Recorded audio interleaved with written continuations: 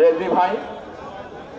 বিএনপির যুগ্ম মহাসচিব রুহুল কবির রিজভী বলেছেন, নির্বাচন কমিশন যদি সঠিকভাবে কাজ করে তবে ডিসেম্বর কেন জুন জুলাইয়ের মধ্যে নির্বাচন সম্ভব।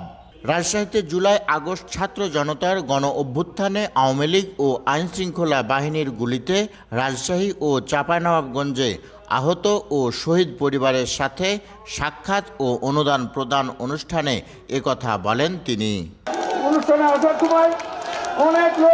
নির্বাচন করতে এত সময় লাগবে কেন প্রশ্ন তুলে রিজভী বলেন, বিগত দিনে নির্বাচনী প্রতিষ্ঠান পা দিয়ে দুমড়ে মুচড়ে ধ্বংস করা হয়েছে।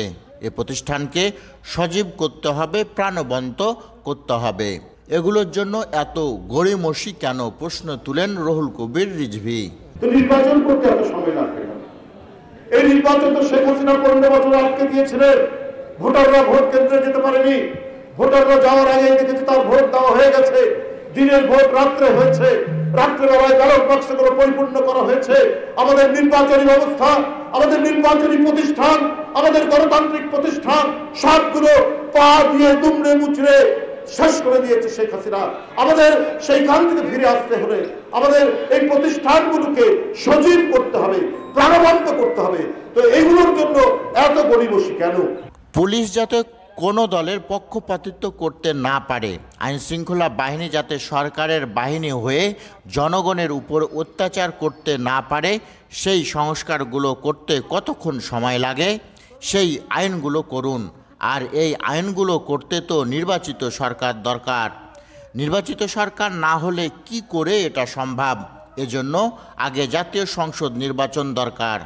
পুলিশ যাতে কোনো দলের পক্ষপাতিত্ব করতে না পারে, আইন শৃঙ্খলা বাহিনী যাতে সরকারের বাহিনী হয়ে জনগণের উপর অত্যাচার না করতে পারে, সেই সংস্কারগুলো করতে কতক্ষণ সময় লাগে?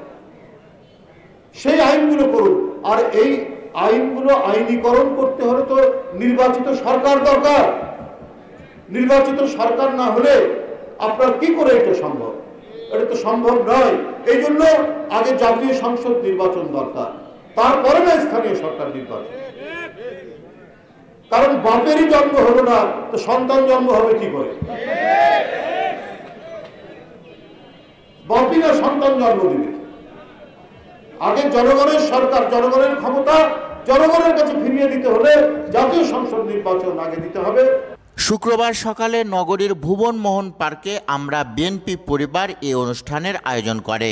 এখানে জুলাই আগস্ট আন্দোলনে আহত ও শহীদ পরিবারের সদস্যদের হাতে অনুদানের চেক তুলে দেন রুহুল কবির রিজভী।